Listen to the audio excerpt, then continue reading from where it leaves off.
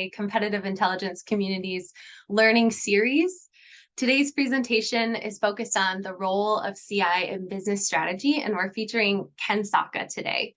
Thank you so much for taking the time out of your day to join this community, and I hope that you'll be challenged and learn something new. My name is Liz Frickleton, and I'm with Aurora WDC. We've been a longtime sponsor of the webinars. Before we get to the discussion today, I have a few updates for you. I mentioned that it's being recorded, so we'll be sending that email in a couple days. And then please use the chat throughout to keep the discussion going. All right, so if you're not aware, we have a mentorship program.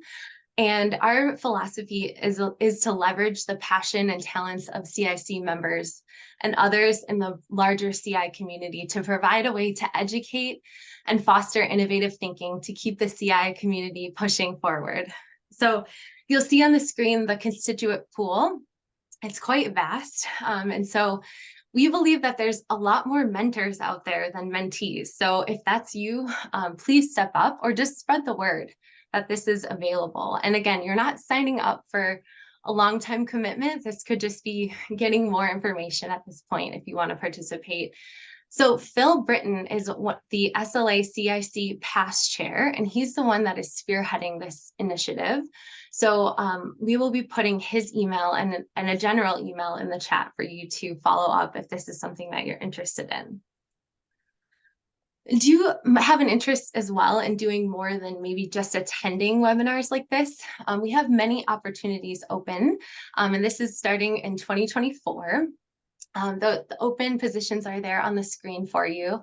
I serve as content chair with the SLA Competitive Intelligence Community. And while I've had the privilege to serve in this capacity for the last 4 years, I'll be stepping down to close out 2023. And I can just say from experience how valuable being a part of this community has been for me, just within my career and growth alone. So I would just encourage you to get involved if this is something that interests you. Kate Vilches is our past chair, and she would be the person to contact if you have specific questions that you want to ask. The other thing is there's going to be 2 open houses, if you will. What does it mean to be a CIC volunteer? Just to use that as a Q&A session, meet with these 4 dedicated and awesome women on the screen. It's happening November 13th and 17th. And so we'll send an email with more information about those 2 Q&A sessions. So you can get involved if that's another way that you want to engage and just learn more about it. I have to promote the book. So I'm not sure if you're aware, but SLA helped publish the Practical Guide to Competitive Intelligence. And you can see on the screen the list of all of the thought leaders in our space. They've shared with us their practical wisdom about their careers in CI. And so even if you're listening to me and you're not in competitive intelligence or just trying to understand what our field is, this book I think will still be quite helpful for you and just becoming more effective and making a greater impact in your role, wherever you are. So in the chat, we'll put a link so you can get a copy of the book. And if you are an SLA member, there's a discount for you too. All right, so on to our headliner for today. Ken, we're just so thankful to have you with us. If those of you that don't know Ken, he's an associate teaching professor at Georgetown University's McDonough School of Business, where he designs, develops, and teaches courses in strategic management and international business. And before Georgetown, I was just talking with Ken, he was principal at Point Advisory. It's a boutique strategic management and research firm there in Arlington, Virginia, where he resides. But Ken has quite the background.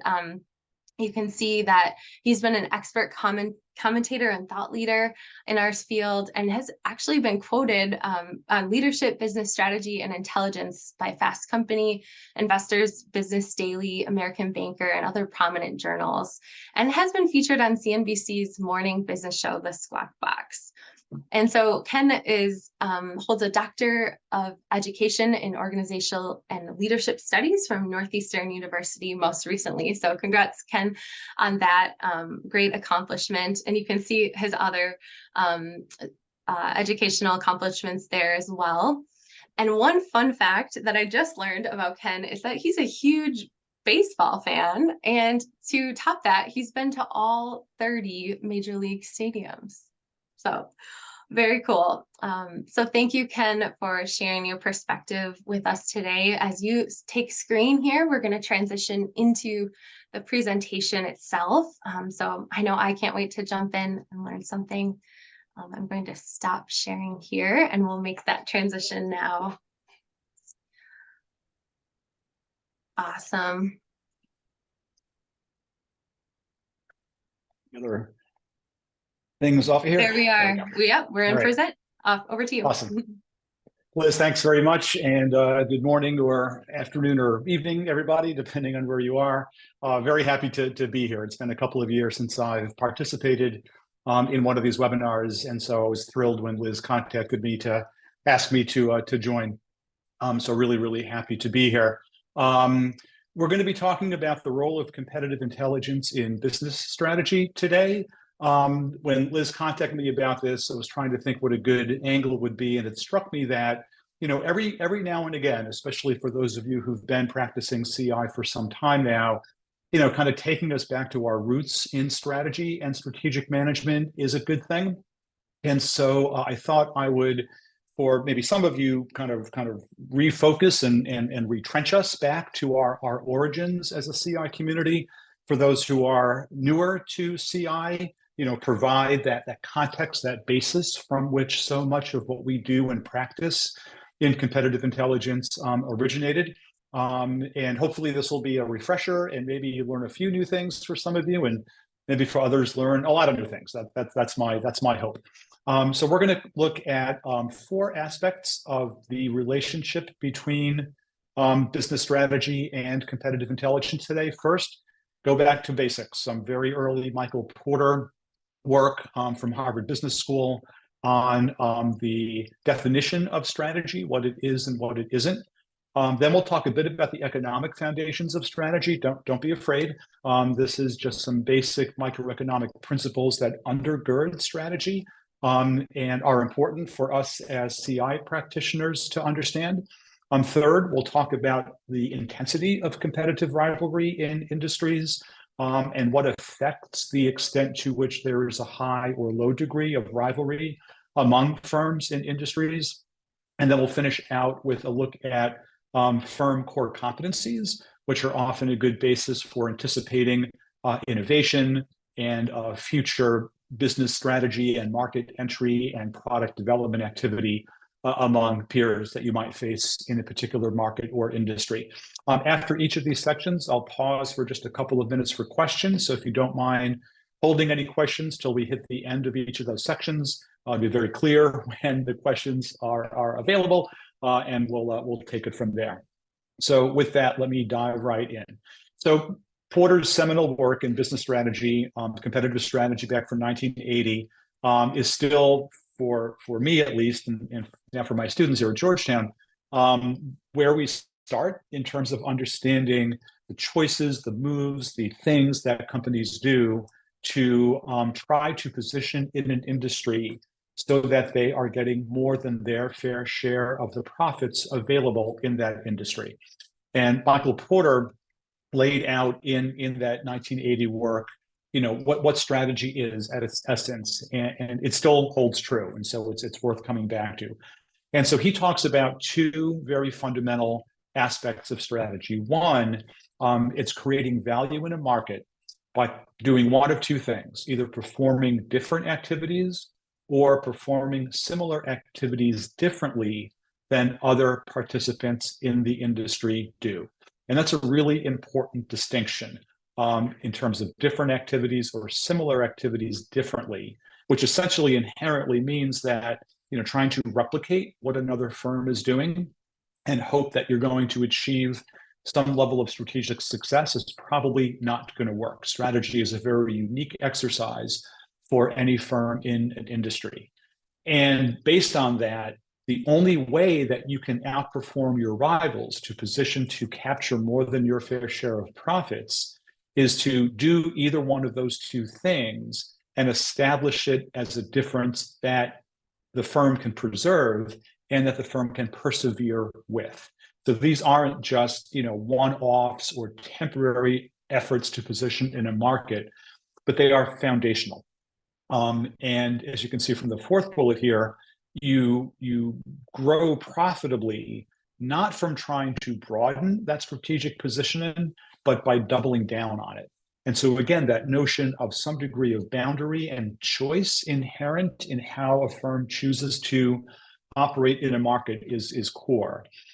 And then Porter ends by saying, one-off or temporary efforts to try to improve a position for a certain market segment or against a particular competitor, or looking at ways to achieve short-term reductions in cost or try to improve operating efficiency, in and of themselves is not strategy.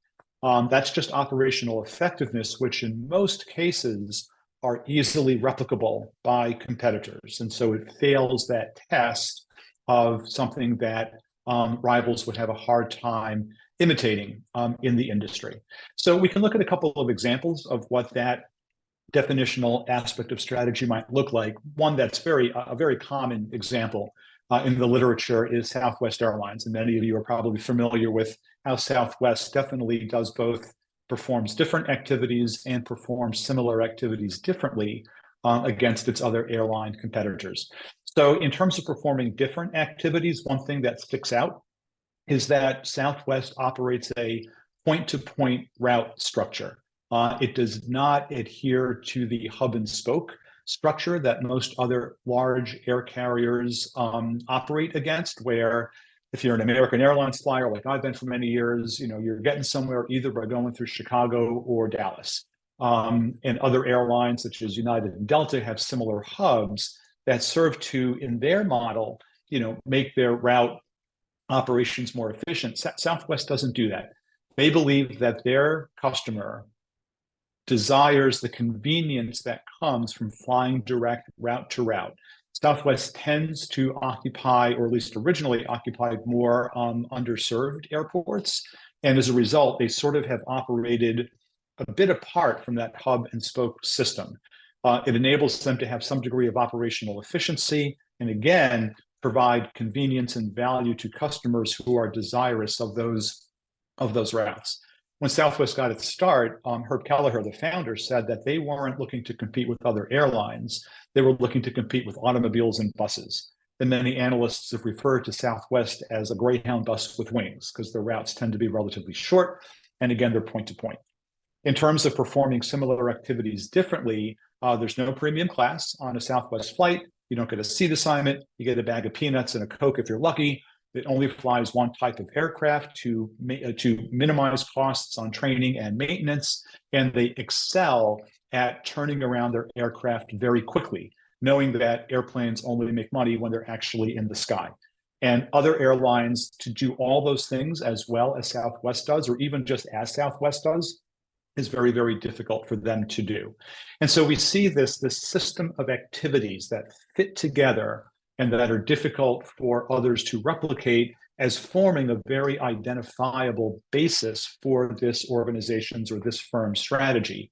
And if a Delta or United or American, try to replicate this, they would face serious trade-offs. They would have to give up, very lucrative and very profitable premium class seats. They would have to eschew online travel agency distribution, which is a very important mechanism of distributing their flight availability, and would not be able to imitate that system of activities that Southwest has built. We can see the same thing when we look at a firm called Ross Dress for Less. They're a low-cost discount retailer for women's clothes. They perform different activities compared to their rivals. They have no e-commerce. They are very much about shopping in the store and trying to replicate this notion of their consumers on a bit of a treasure hunt.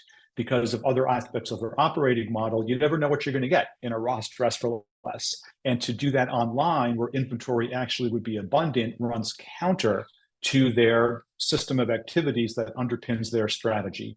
They also tend to purchase merchandise in lots at closeout from manufacturers. So they're somewhat dependent on items that clothing and apparel and shoe and accessory manufacturers really are trying to get rid of. And so they buy those items at a pretty good discount, stock the store accordingly, And again, that lot could be sold out within a matter of days or weeks. But again, it's all contributing to that notion of a treasure hunt. They tend to not stock inventory in the store. They stock from 2 or 3 central warehouses around the country. Their store organization is very loose. If you've ever been in a Ross Dress for Less, they're kind of confusing.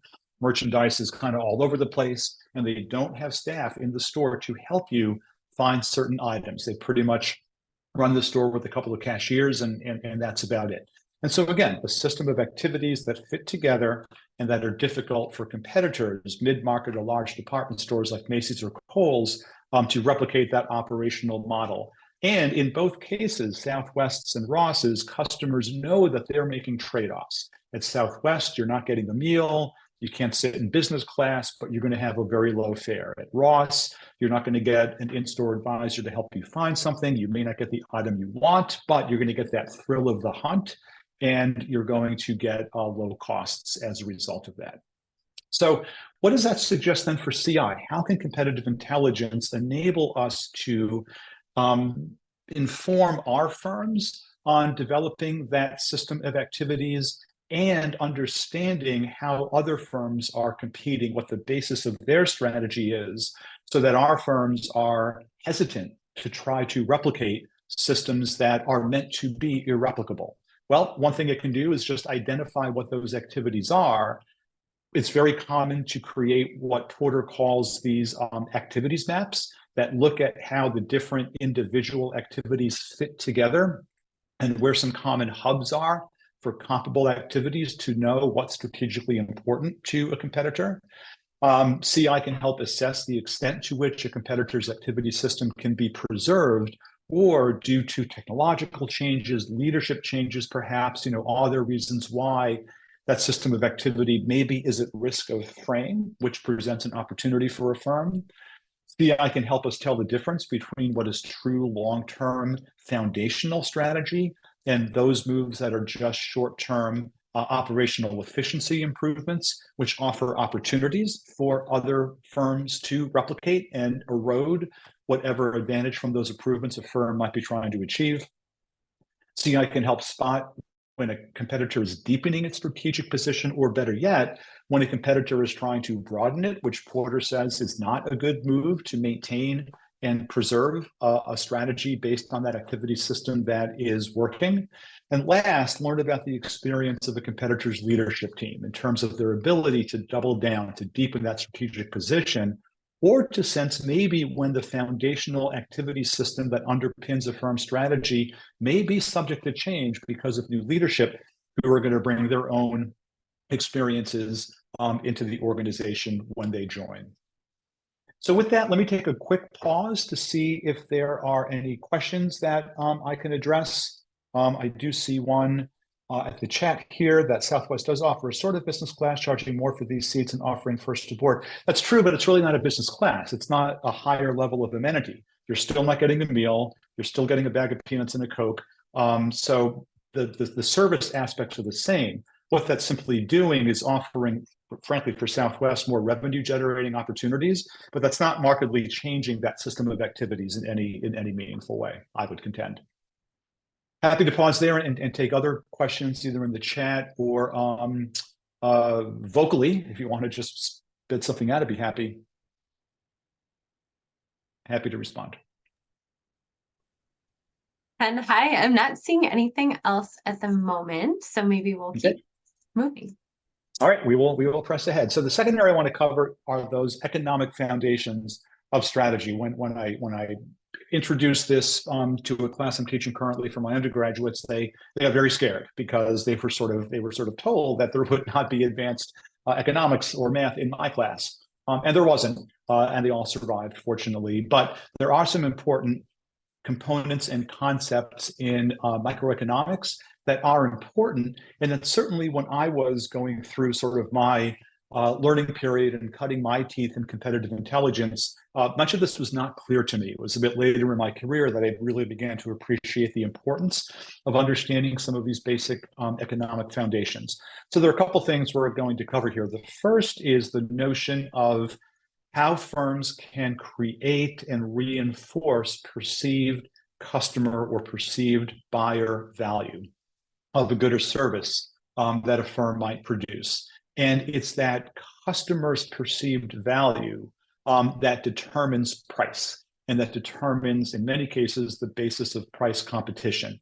The cost to produce a good or service, while not irrelevant, should not be the focal point for price setting. It is about pricing in accordance with a buyer's perceived value.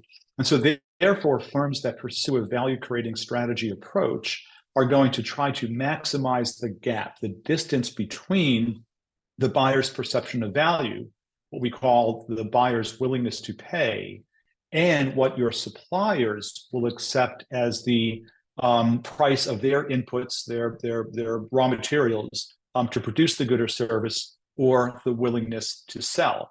And trying to use that understanding of a buyer's willingness to pay as an opportunity to return economic value to your buyer by pricing under that willingness to pay is what's going to create value in a strategic context, and engenders some degree of customer loyalty, of price insensitivity, and other economic outcomes that are very beneficial for strategy.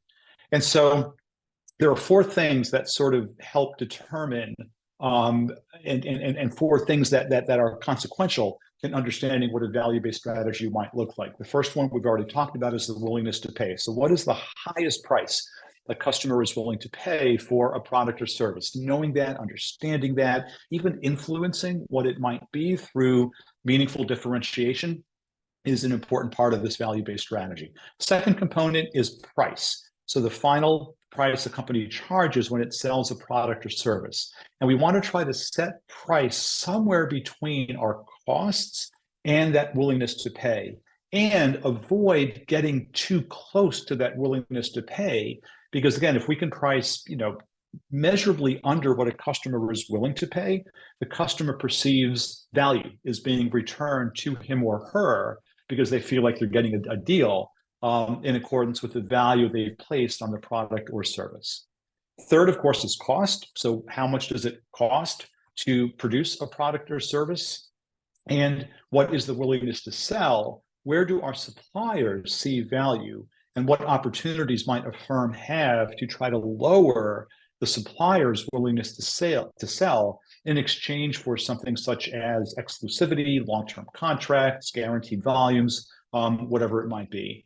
And we can depict these things on this framework called the value stick, which is just a representation of value-based pricing and value-based strategies, different components. And if you look at that space in the blue and yellow segments of the value stick between cost and willingness to pay, that's the economic surplus. That's the total value created, part of which is retained by a firm in the form of profit, part of which is returned back to the customer in terms of consumer surplus, again, to reinforce the value calculation that a buyer goes through in making a purchase decision.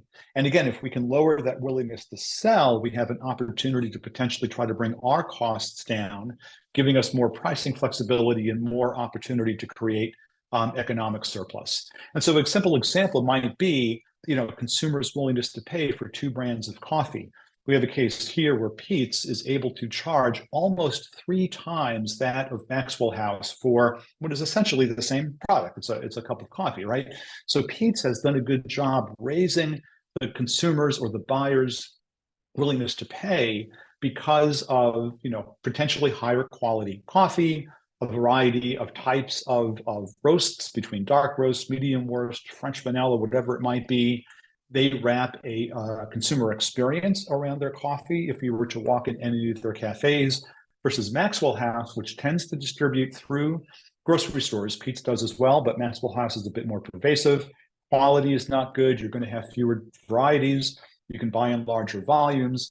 And for a consumer who isn't interested in the experiential nature that comes along with the Peet's and just wants a good, reliable cup of coffee, that 33 cents an ounce is going to be a bargain, versus 86 cents an ounce for a buyer of Peet's. But Peet's has been able to take essentially a commodity good and add valuable differentiating features to it that pushes that willingness to pay up, and that gives Pete's more of an opportunity to create economic value, part of which is returned back to the customer.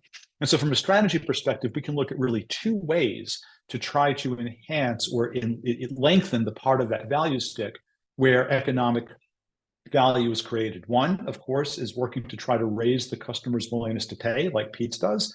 So can we find different valuable differentiators in a product that compel or entice a consumer to pay more? Or can we lower our willingness to sell with our suppliers? Can we offer, like I said before, volume guarantees or long-term contracts or other things, maybe closer partnerships with us as a buyer that lowers the price that they're willing to accept for a good or service, which in both cases in the middle of the value stick gives us more opportunity to create value not only for our firm, but for our customers as well.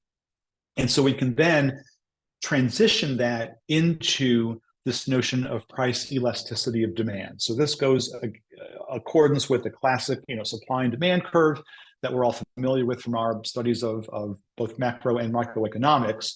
But elasticity talks about a customer's sensitivity to price. And so a firm, often will look for opportunities to cut price to try to create more demand and raise revenues. And that's valuable if there is what we call high price elasticity. In other words, if consumers are very sensitive to price, so that a price cut or a lower price offered by a competitor would compel a number of buyers to move from a different supplier to the firm that is offering a lower price. So again, price elastic means that demand is very sensitive to price. Very good example of that is many different types of luxury goods, a cruise, for example, right? Where it is a luxury purchase, it's a discretionary purchase. If price goes up to a certain point, that customer's perception of value may start to erode. And because it's not an essential item, the consumer may opt to take another type of vacation or eschew the vacation altogether. On the other side, things that tend to be more price inelastic, less sensitive to price, are many consumer staple goods, such as milk, medication, for example, because it's a necessity. Gasoline in the long term, if prices are high, might compel consumers to look for gasoline in the short term might not necessarily change consumers' behavior. And certainly the opportunity cost of trying to find a cheaper gas station and burning gas in doing so is going to be a bit of a discourage or a disincentive. So that notion of trying to create higher degrees of inelasticity, trying to make your consumer less sensitive to price, is going to have benefit in terms of maintaining higher willingness to pay and giving a firm an opportunity to create and deliver more of that economic value back to the consumer. One quick diversion of that, if we go back to the value stick for a moment, and a place where CI has historically played a very instrumental role, is to conduct a relative cost analysis, right? So once we've managed to tweak our own customers' willingness to pay, to lock in some degree of customer loyalty, to get paid for differentiating features in our product or service, we also want to look at how we can control costs and potentially help bring the supplier's willingness to sell or willingness to accept lower. And we often ask in CI to do comparative or relative cost analyses. So these are activities, projects that simply try to estimate how your firm's cost compared to that of the competitors. And that's instrumental or helpful in anticipating what a rival's pricing strategy might be, the extent to which they're able to recognize as part of the cost leadership strategy sustainable lower cost bases than others in the industry, test whether a cost advantage a competitor has is for real, look for opportunities to benchmark and find your own areas for cost reduction, and estimate what the costs of a potential acquisition might be and what a reasonable valuation might be with an understanding of a competitor's cost basis.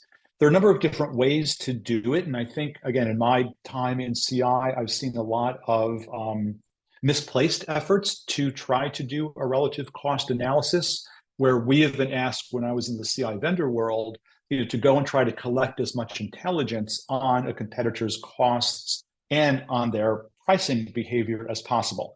And there are a couple of problems with that. One, gathering pricing information is sensitive in terms of raising the possibility or the impression that there might be some degree of price collusion going on, which is never a good thing. And also trying to understand cost structures by gathering intelligence directly on that from a competitor is super, super challenging because there are so many variables that go into how a competitor or another firm is managing its costs, managing its supply, managing its inputs, managing its fixed cost allocation of the products and services that are going to be very different from your own firms. So what we do instead is start with our own company. We want to pick a specific product or service that becomes that we think is the locus of competition and make that the focus for our cost analysis, and then start by constructing our own cost structure, understanding what our factor and our productivity costs are, and then with the help of competitive intelligence, understand what the drivers of each cost item is and how rivals differ in terms of the impact or the effect of those drivers on their cost structure, and then try to build up an estimate of what the rivals' cost structure might look like based on how we interpret and assess and evaluate the impact of those cost drivers and how we think they operate or influence the competitor differently than they might influence us. Is it accurate? Is it precise? Is it 100% correct? No, but it is a much more straightforward and frankly, much easier approach to relative cost analysis than trying to gather cost information through intelligence, which is very, very difficult to do. So to wrap this economic section of our session up, what's the role for CI? Well, we can learn how a competitor is trying to increase that buyer's willingness to pay. What value propositions are they making in the market? What efforts to differentiate are they trying to implement? What ways are they trying to engender customer loyalty or increase switching costs to lock in customers and again, make that willingness to pay higher? Excuse me. CI can help us determine competitors' products' price elasticity of demand and look for ways to exploit where there might be high price elasticity with our own price moves, or know when demand might be more inelastic that suggests that a price move on our behalf may not be very effective at raising demand in the market. We can learn through CI whether and how a competitor is trying to make its own demand more inelastic, again, relating back to that effort to raise customer willingness to pay.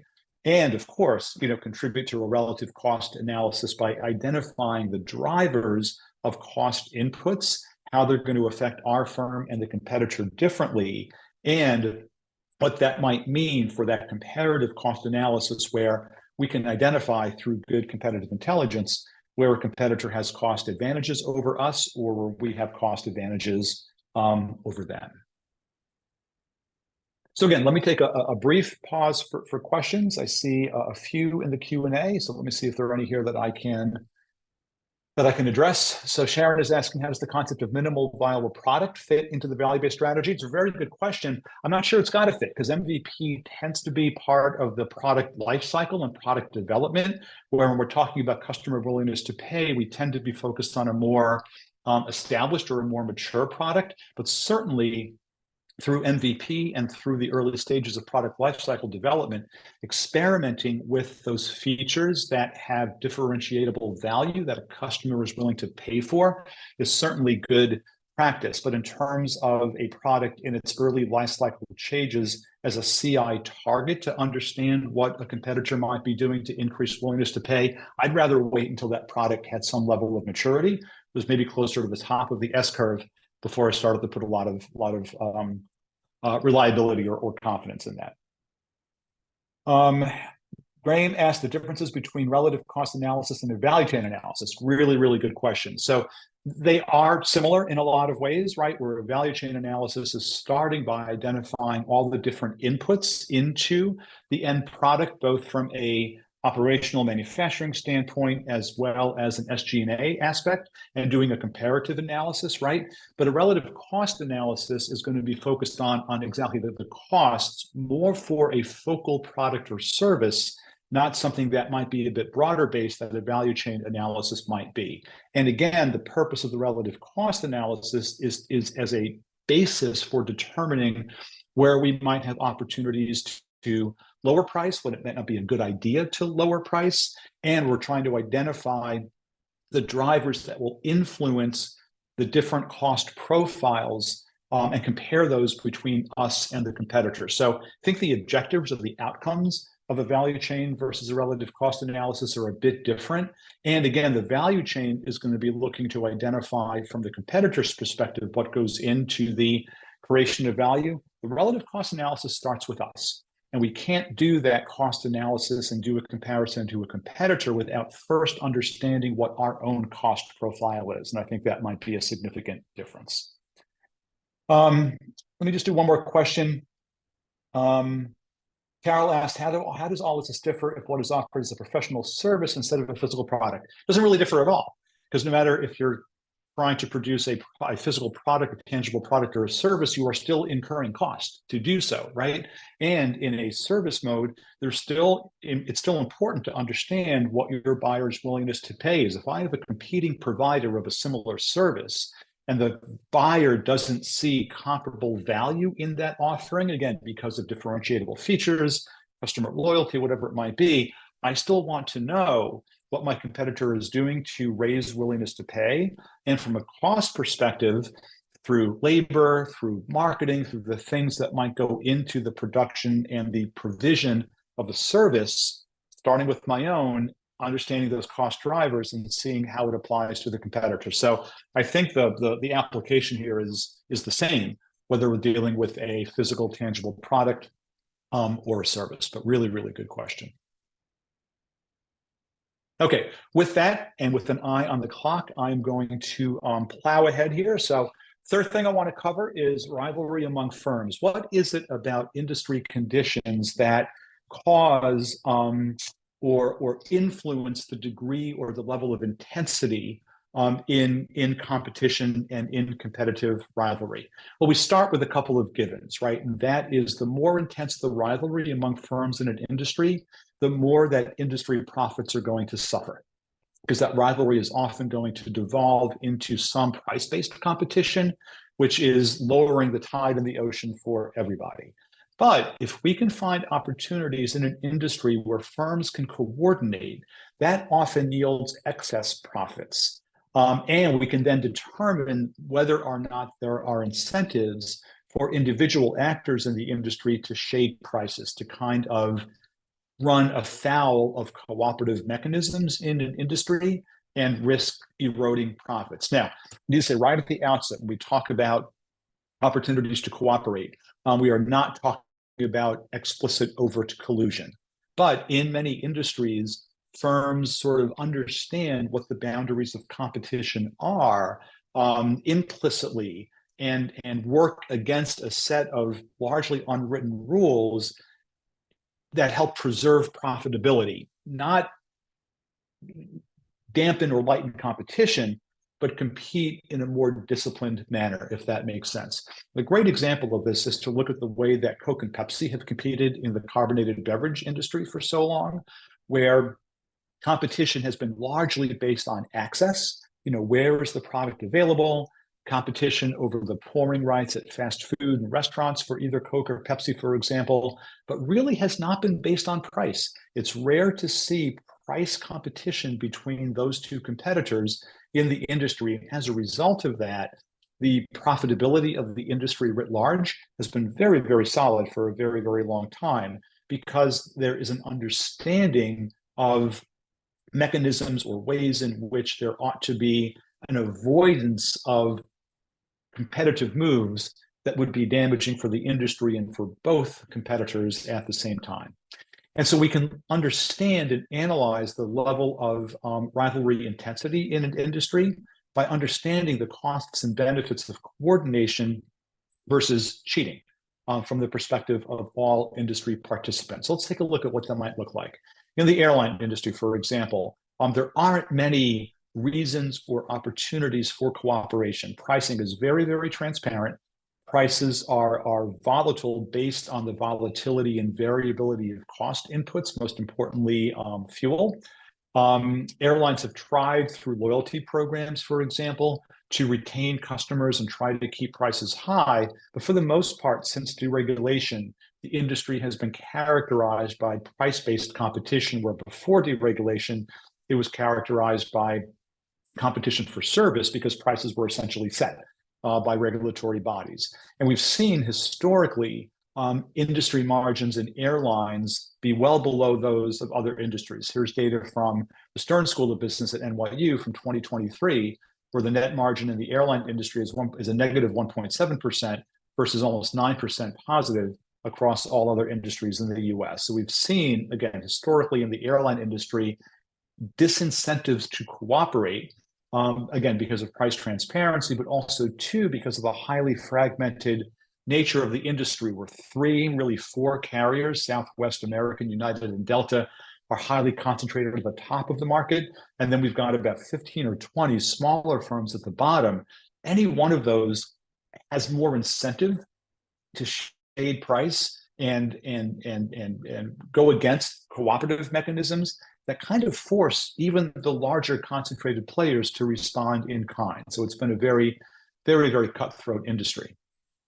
There are ways in which industry environment, industry structure, and industry history enable or create those opportunities for that implicit, legal cooperation that isn't based on overt or explicit collusion. There are a number of different things that go into each of these, including the extent to which there's certainty or uncertainty in demand and supply, how heavily or lightly regulated the industry is, how many firms, of the size and concentration of firms, the maturity of the industry, and what are called facilitating devices like industry trade associations, where competitors do come together and cooperate on things such as lobbying for different government regulations or whatever it might be.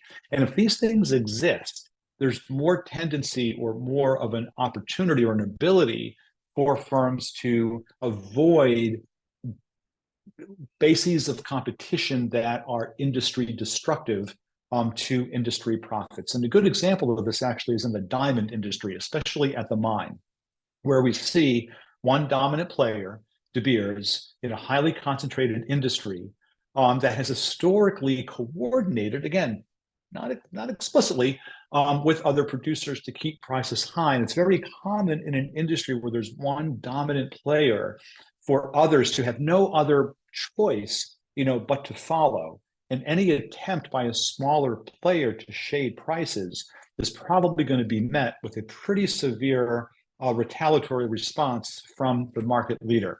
I did a long time ago some consulting in the tobacco industry. We saw the exact same thing, where Philip Morris was the dominant player. Other manufacturers that had half the share or a third of the share of Philip Morris really had no other choice but to follow Philip Morris's lead in terms of setting price, in terms of pushing back against government regulatory efforts. And again, there was an implicit level of coordination that did a good job of keeping industry profits relatively high. So again, we asked them, what's the role of CI in this notion of trying to understand competitive rivalry? Well, if we think about coordinating mechanisms, industry, history, structure, and environment, CI can help us learn about how those different implicit factors in an industry are potentially changing in ways that make coordination easier or harder. CI can certainly spot competitors that are incented to shade price and potentially damage industry profitability, and also, seek opportunities for permissible legal cooperation or coordination, ways to signal to competitors or to the industry that competition is going to be based on mechanisms that are certainly intended to improve one firm's position over another, but to try to avoid doing so through price competition that, again, is going to be very detrimental to industry profitability in its entirety. So with that, let me take a brief pause again and see if there are any questions. I think there's one here in terms of the diversification activities of Coke and Pepsi made it less necessary for those companies to compete on price. Absolutely, right? So it's really interesting. I actually did a case study with my students on the cola wars and started the case study by doing a blind taste test, kind of like the Pepsi challenge for those who are old enough to remember that ad campaign from several years ago. And I had samples of Coke, Pepsi, and a generic supermarket brand cola that asked students to volunteer to taste them. And most could not discern the difference. In fact, there was one of my classes where 3 out of the 4 students who participated thought the generic grocery store cola was Coke. So from a taste profile, we have a highly undifferentiated product. However, both firms have done such a good job in terms of brand identity, brand loyalty, brand image, in terms of, are you a Coke person or a Pepsi person? And what are the environments and the experiences and the occasions in which you enjoy a soft drink? They've also made their product ubiquitous. It's almost impossible to not be able to get a Coke or a Pepsi, which makes substitute products like sports drinks or even tap water, which is free, less attractive because of the ubiquitousness and the brand strength. So that's a great example, Sharon, of how these firms have managed to compete on other bases than price that have maintained, high industry profits historically in the industry. Okay. So with that, let me plow ahead, cover the last section of our session, and again, leave time for any further questions or closing comments. But one area too that CI has particular advantage or benefit in from a strategic standpoint is understanding core competencies. And so there are 2 authors, which many of you have no doubt heard of, C.K. Prahalad and Gary Hamel, who've written extensively on core competencies of the firm and what that means and how to best measure and organize around them. And their starting premise is that while in the short run, a company's profitability and competitiveness derives from price performance attributes of current products, over a longer period, firms have sustained success in an industry by being able to develop, innovate, and leverage core competencies that should be thought of as somewhat distinct from or independent of products. Certainly, product success is based on the possession of core competencies, but core competencies, according to Prahalad and Hamel, ought to be able to serve as a springboard to launch firms into not only new products or new product categories, but new markets and new industries, right? And so management's challenge, and therefore our challenge as intelligence practitioners, is to help manage around those core competencies and think about where unforeseen opportunities might exist to enter new markets or innovate new products based on an inventory of core competencies.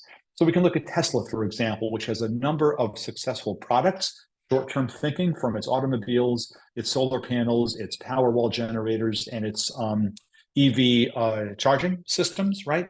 But if we took a step back and asked, what are Tesla's core competencies? And what might that say about the firm's long-term competitive success? We would certainly point to things like energy storage, right, which may have many applications beyond the home or the automobile. We can look at renewable power generation, which again, can be more than just solar panels in a household, and distributed energy supply. Not just for EV owners, but anything in which power storage is necessary to power, some device, good, establishment, facility, whatever it might be. And so for Tesla to think about organizing itself around competencies in storage, power gen, and distribution, and not so much on product categories, is probably going to be more beneficial for the firm's long-term success, because it's got the ability to take innovation and R&D and not imprison it within a specific product category. It would be a shame, for example, if Tesla managed its energy storage competency within an automobile business unit, because then it's only going to be thought of in terms of how to build a better car, when it can have so many other potential benefits in different product categories or different industries. So understanding a core competency and how those competencies can be leveraged is an important thing, not only for strategists, but also for purveyors of competitive intelligence. And so a very classic example of this is Honda, right? I asked my students, is Honda a car company? And of course, they all said yes. And I said, well, no, actually, Honda is an engine company. And they started in the lower left-hand corner of the screen here by sticking a motor on a bicycle. And they evolved as a company that produces inexpensive, reliable, well-performing engines. And all of Honda's product innovation since its inception has been based on this core competency of engine design and production that they have put in lawnmowers, automobiles, motorcycles, and aircraft, right? And when we look at core competencies, we see a lot of similarities in Hamill and Pralahod's definition of what makes a core competency back to Porter's original definition of strategy, right? The core competency should fit in a system of activities that make a measurable contribution to perceived customer benefits and be very difficult for competitors to imitate. And again, that launching pad from core competencies is going to enable a firm to enter new markets, innovate new products, and persevere in that longer term strategic posturing in the market for longer term success. So for core competencies, then what's the role for CI? Well, very obviously, identify and evaluate competitors' core competencies, but more importantly, understand the extent to which competitors are successfully managing their organization around core competencies and trying to anticipate, where a competitor could take those core competencies, both from a product innovation and an industry or market entry perspective, and assess where your firm has opportunities to remain distinct from competitors in terms of their core competencies and how they leverage and deploy and use them as launching pads, again, into new product categories and new markets. So again, let me stop there and look at the chat and see to what extent we have any questions. Debbie asked, how would competition cooperation, so going back to the prior section, apply in emerging markets like AI where there's little or no regulation? Everyone is trying to figure out. That's a really great question. So the question is, immature markets like artificial intelligence where there's little or no regulation, and everyone is trying to figure out how to use the product. I would argue that certainly the notion of industry history and institutions, which is one of the three concepts behind looking for ways for cooperative mechanisms to exist, aren't going to be present, right? So that's the case because of the immaturity of the industry. You're going to have less options or less opportunities for cooperation, which may mean that rivalry is going to be intensified in ways potentially damaging. But until the industry has fully taken shape, it's even hard to know what industry profit potential exists yet, right? And as discussions around regulation happen, those are things that may not only mature the industry, but provide those different cooperative or coordinating mechanisms that don't exist today. So that's one that you really want to track to see how the industry evolves. But right now, you've got to assume that it's every man, woman, and child for himself. And that efforts to stake out what those coordinating opportunities and mechanisms might be are not going to be present, suggesting that in the short term, at least, industry profitability is going to be impacted by likely more intense rivalry. Somebody asked, what could be the core competencies for an airline like British Airways or Emirates? Well, I would contend that things around high performance materials, for example, where airlines have taken efforts to improve the performance of aircraft fuselage and bodies by introducing more lightweight materials into the production capacity. I might add to that question the core competencies of engine manufacturers like Rolls-Royce or GE, to talk about competencies around fuel efficiency and power generation, right? Which would then impugn to the airline industry through the engines that they provide to the carriers. You might also look on the product distribution side of things like efficient transport of goods and services, and are there ways to make that more efficient, more pleasurable, more valuable for the participant. Right. So again, if we break that core competency away from the product itself and think about, okay, what has to go into either improving the current product category or again, enabling the development of entirely new product categories, we've got to take a step back from the product to be able to do that. One thing I didn't cover very briefly is Hamel and Prahalad talk about an intermediary concept called a core product. So the competency is the innovation, the tech, the know-how that underpins how a product is manufactured. The end product is the end product, but a core product is what sits in between the two. And in the Honda example, the core product is the engine. It's the manifestation of core competencies imputed then into applications, into end products. So I think, Liz, with only 2 or 3 minutes left, let me end it there and turn it back over to you. Again, I hope this was useful for everybody. I certainly enjoyed the conversation and the wonderful questions. So I'm grateful for your patience and your engagement today. Yes. I'm seeing the clapping emojis coming up in the Zoom interface here. Ken, thank you. We can't thank you enough. It's been quite a worthwhile hour together. All of your valuable insights. There was a question about the core competencies model, Hamel, and can you say the name of those 2 authors one more time? Yep, C.J. Prahalad, Pralahad, and Gary Hamel. Okay. And they had a seminal work, I'm sure it was in the Harvard Business Review, probably back in the early 90s, if I'm not mistaken. Okay. Would not be hard to find. In fact, I can even see if I can type it in while you're okay.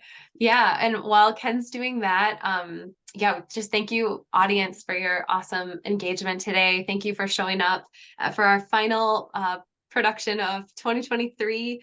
We will be posting the recording, as I mentioned at the top of the hour. You'll receive an email as a follow-up with that recording. Give us a couple of days to get that all set, and then it'll be posted to the YouTube channel where we have all of our on-demand library, including Ken's 4 analytic techniques every analyst should know, which was from April 2021. Ken, I looked, there were 4,000 plus views on that particular talk. Gosh. So yeah, crazy. And it just is such a testament to your work. So thanks, all the accolades coming in. I think that this was extremely valuable for the folks on the line here. And if you're listening in afterwards, we hope that you find value in this. And I think with that, that will conclude our learning series for 2023. We've just had such a blast learning together, and please stay tuned. We'll have communications out for the Q&A sessions if you're looking to get involved or volunteer with SLA into 2024, as well as hopefully my successor in terms of a content chair and continuing this tradition. So look for more information to come. But with that, I think we'll dismiss and say goodbye. Thanks. Great. Thanks again, Thank Ken. you, Liz. Thanks, everybody. Bye-bye. Take care, everyone. Bye.